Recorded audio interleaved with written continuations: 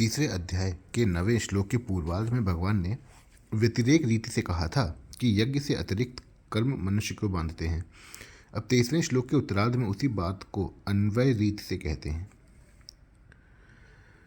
गत संगस्य मुक्तस्य ज्ञानावस्थित चेतसः यज्ञायाचरतः कर्म समग्रम प्रविलीयते।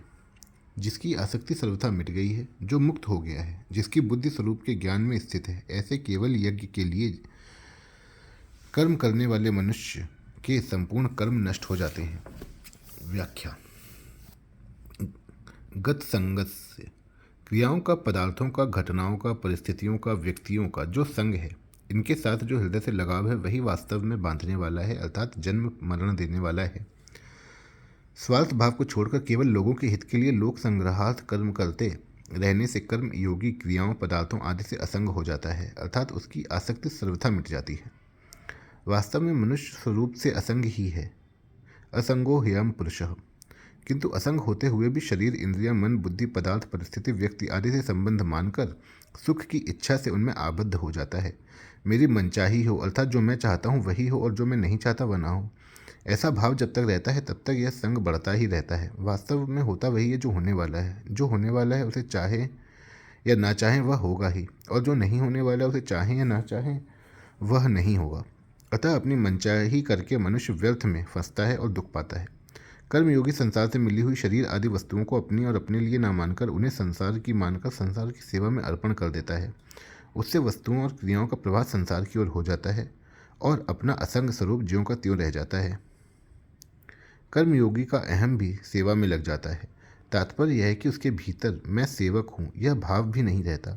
यह भाव तो मनुष्य को सेवक पने के अभिमान से बांध देता है। सेवक पने का अभिमान तभी होता है जब सेवा सामग्री के साथ अपनापन होता है। सेवा की वस्तु उसी की थी, उसी को दे दी तो सेवा क्या हुई। हम तो उससे उड़न हुए, इसलिए सेवक ना रहे, केवल सेवा रह जाए। यह भाव रहे कि सेवा के बदले में धन, मान, बड़ाई, पद, अधिकार आदि कुछ भी लेना नहीं है, क्योंकि उस पर हमारा हक ही नहीं लगता। उसे स्वीकार करना तो अनधिकार चेष्टा है। लोग मेरे को सेवक कहें, ऐसा भाव भी ना रहे, और यदि वे कहें तो उसमें राजी भी ना हो। इस प्रकार संसार की वस्तुओं को संसार की सेवा में सर्वथा लगा देने से अंतःकरण में एक प्रसन्नता होती है। उस प्रसन्नता का भी भोग न किया जाए तो स्वतः सिद्ध असंगता का अनुभव हो जाता है। मुक्त से, जो अपने स्वरूप से सर्वथा अलग है, उन क्रियाओं और शरीर आदि पदार्थों से अपना संबंध न होते हुए भी कामना, ममता, आसक्ति पूर्वक उनसे अपना संबंध मान लेने से मनुष्य बंध जाता है, अर्थात पराधीन हो जाता है। कर्मयोग का अनुष्ठान करने से जब माना हुआ अवास्तविक संबंध मिट जाता है, तब कर्मयोगी सर्वथा असंग हो जाता है। असंग होते ही वह सर्वथा मुक्त हो जाता है, अर्थात स्वाधीन हो जाता है। ज्ञानावस्थित चेतसः, जिसकी बुद्धि में स्वरूप का ज्ञान नित्य निरंतर जागृत रहता है, वह ज्ञानावस्थित चेतसः है। स्वरूप ज्ञान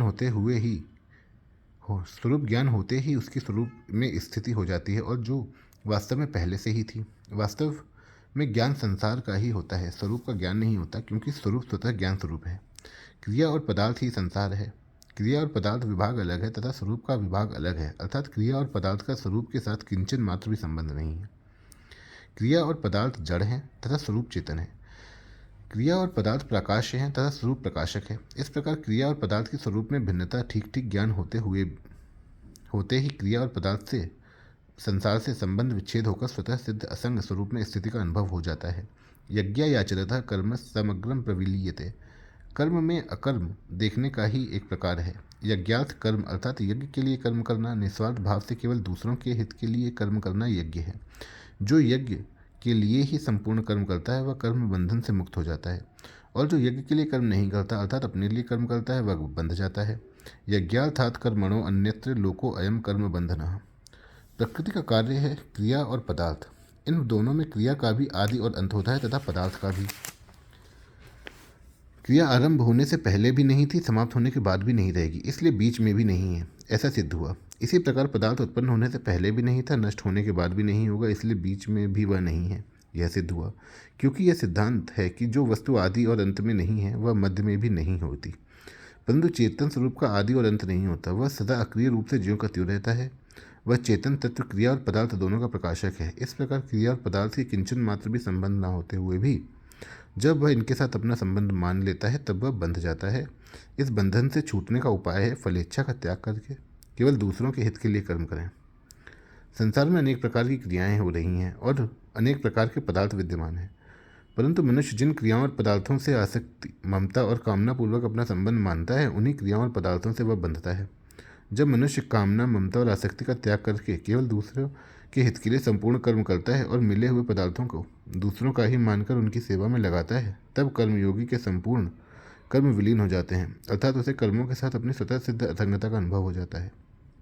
विशेष बात, कर्ता, करण और कर्म, इन तीनों के मिलने से कर्मों का संचय होता है। यदि कर्तापन न रहे तो कर्मों का संग्रह नहीं होता, क्योंकि करण और कर्म दोनों कर्ता के ही अधीन हैं। अतः कर्म संचय का मुख्य हेतु कर्तापन ही है। विचार पूर्वक देखा जाए तो कुछ न कुछ पाने की इच्छा से ही करने की इच्छा उत्पन्न होती है, जिससे कर्तापन उत्पन्न होता है। कर्तापन से बंधन होता है। जब मनुष्य पाने की इच्छा से अपने लिए कर्म करता है तब उसका कर्तापन दृढ़ हो जाता है। जब कर्मयोगी पाने की इच्छा का त्याग करके केवल यज्ञ के लिए अर्थात दूसरों के हित के लिए कर्म करता है, तब उसका कर्तापन दूसरों के लिए होता है। इससे उसे अपनी असंगता का अनुभव हो जाता है, इसलिए उसके द्वारा होने वाले कर्मों का संचय नहीं होता। कारण कि जब आधार कर्तापन ही नहीं रहा तब कर्म टिकेंगे ही कहाँ। इसी अध्याय के 9वें श्लोक में भगवान ने कहा कि मेरा जन्म और कर्म दिव्य है। इस प्रकार जो मनुष्य तत्व से जान लेता है वह मेरे को प्राप्त होता है। जन्म तो केवल भगवान के ही दिव्य होते हैं, पर कर्म मनुष्य मात्र के भी दिव्य हो सकते हैं यदि वो करना चाहें। अतः इसी अध्याय के 14वें श्लोक में भगवान अपने कर्मों की दिव्यता का कारण बताते हैं और कर्मों के फल में मेरी स्पृहा नहीं है, इसलिए मुझे कर्म लिप्त नहीं करते, अर्थात मेरे कर्म अकर्म हो जाते हैं। इस प्रकार कर्मों का तत्व जानकर जो कर्म करता है उसके भी कर्म अकर्म हो जाते हैं। परिशिष्ट भाव, एक क्रिया होती है और एक कर्म और एक कर्म योग। शरीर बालक से जवान तथा जवान से बूढ़ा है, यह क्रिया है। क्रिया से न तो पाप होता है, न पुण्य, न बंधन, न मुक्ति। जैसे गंगा जी का बहना क्रिया है, अतः कोई डूबकर मर जाए अथवा खेती आदि कोई परोपकार हो जाए तो गंगा जी को न तो पाप लगेगा न पुण्य। जब मनुष्य क्रिया से संबंध जोड़कर कर्ता बन जाता है, अर्थात अपने लिए क्रिया करता है, तब वह क्रिया फलजनक कर्म बन जाती है। कर्म से बंधन होता है। यज्ञार्थात कर्मणो अन्यत्र लोको अयम कर्म बंधना।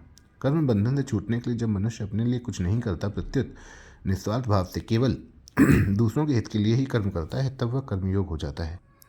कर्मयोग से बंधन मिटता है। यज्ञायाचरतः कर्म समग्रम प्रविलीयते। बंधन मिटने से योग अर्थात परमात्मा के साथ नित्य संबंध का अनुभव हो जाता है।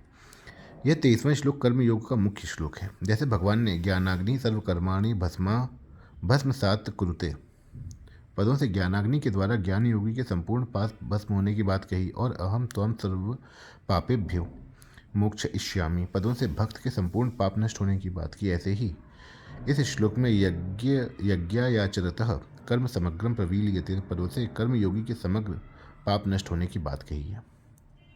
पूर्व श्लोक में भगवान ने बताया कि यज्ञ के लिए कर्म करने से संपूर्ण कर्म विलीन हो जाते हैं। साधकों की रुचि, विश्वास और योग्यता की भिन्नता के कारण साधन भी भिन्न भिन्न प्रकार के होते हैं। इसलिए अब आगे के 7 श्लोकों में भगवान भिन्न भिन्न प्रकार के साधनों का यज्ञ रूप से वर्णन करते हैं।